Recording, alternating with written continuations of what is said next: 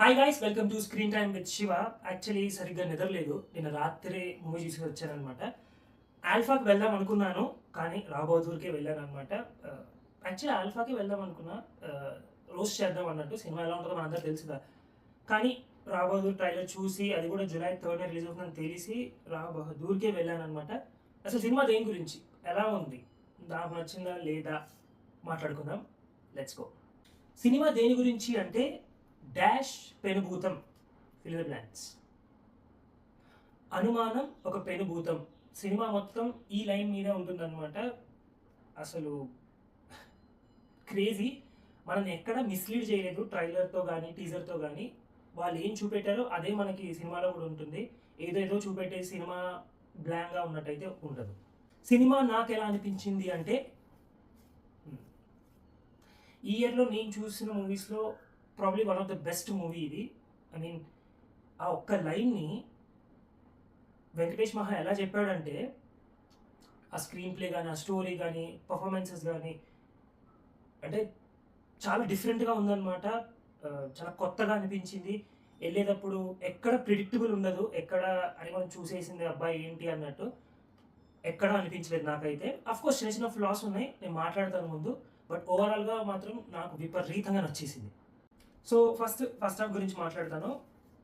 ఒక 15-20 మినిట్స్ అంత టైం తీసుకుంటుంది అనమాట స్టోరీలోకి వెళ్ళడానికి అని కూడా కాదు, సెటప్ చేస్తూ ఉంటారనమాట ఈ ప్రపంచాన్ని.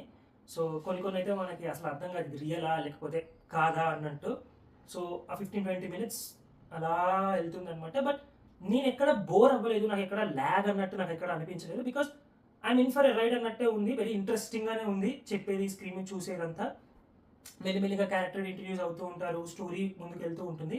అలా వెళ్తూ ఇంటర్వెల్ పడుతుంది అనమాట. ఇంటర్వెల్ కూడా ఒక మంచిగానే ఎండ్ అవుతుంది. సో ఫస్ట్ హాఫ్ అయ్యేసరికి నా ఫీలింగ్ అయితే ఇట్స్ గుడ్, బాగుంది, ఇన్ ఫర్ ఎ రైడ్ అన్నట్టే ఉంది. ఎక్సైటెడ్ ఫర్ సెకండ్ హాఫ్ అన్నట్టు. సో ఇంటర్వెల్ అయిపోయింది, సెకండ్ హాఫ్ స్టార్ట్ అయింది. స్టార్టింగ్ నుంచి క్లైమాక్స్ దాకా ఉంటుంది భయ్య. అసలు ఇంకా వేరే లెవెల్ అనమాట. అన్ని సార్ట్ ఆఫ్ ఎమోషన్స్తో వెళ్తుంది అనమాట. మనము ఏడుస్తాం, మనం బాగా నవ్వుతాము, మనం అసలు ఏం జరుగుతుందిరా అన్నట్టు ఫీల్ అవుతాం, కోపం వస్తుంది మనకి క్యారెక్టర్ మీద. సో క్రేజీ ఉంటుంది సెకండ్ హాఫ్ అయితే. ఫస్ట్ హాఫ్ ఇక్కడ ఉంటే సెకండ్ హాఫ్ వేరే లెవెల్కి వెళ్ళిపోద్ది అనమాట. ఓవరాల్గా సెకండ్ హాఫ్ అయ్యేసరికి, క్లైమాక్స్ అయ్యేసరికి, ఆ క్లైమాక్స్ ఉంటుంది.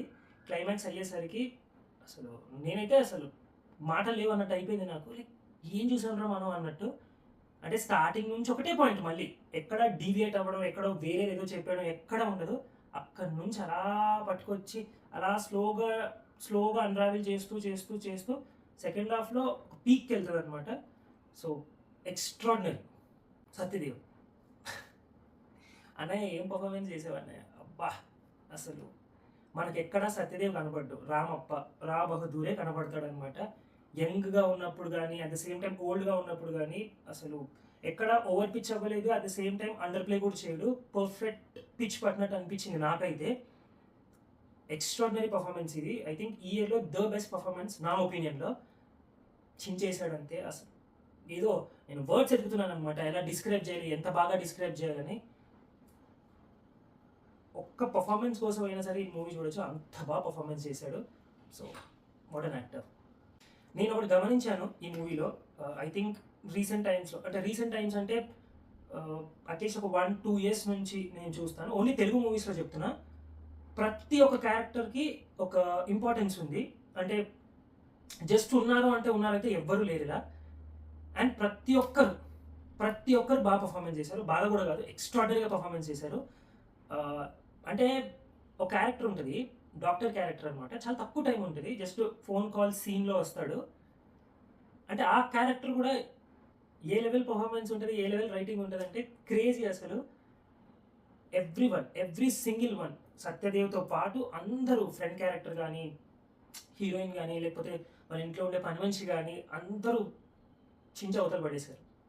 Now coming to the writer, director and editor Venkatesh Maha. I think ఆయన డిసప్పాయింట్ చేయడు, అట్లీస్ట్ నన్ను అయితే డిసప్పాయింట్ చేయలేదు ఇంతవరకు. 3 మూవీసే డైరెక్ట్ చేశాడు, కేర్ ఆఫ్ కంచరపాలెం, ఉమామహేశ్వర Guruprasad, now Rao Bahadur. What director. అసలు అదే చెప్తున్నాను కదా, ఒకటే కథలు కొన్నే కథలు ఉన్నాయి అంటారు యూజువల్గా. మన దగ్గర కొన్నే కథలు ఉన్నాయి, దాన్ని ఎంత కొత్తగా చెప్తావు నువ్వు అన్నట్టు. నాకైతే చాలా నచ్చింది సినిమా. చాలా కొత్తగా చెప్పారు ఆ అటెంప్ట్స్ కానీ. అదే చెప్తున్నాను కదా, ఇలాంటి మూవీస్ రావాలి. ఇలాంటి మూవీస్ అనేది మన తెలుగులో రావాలి. ఇప్పుడు నాకేంటంటే ఇదే మూవీ సీన్ టు సీన్ ఇదే మూవీ మలయాళం ఇండస్ట్రీలో వస్తే ఫస్ట్ ఆఫ్ ఆల్ మన వాళ్ళు థియేటర్కి వెళ్ళరు అలాంటి సినిమాలకి.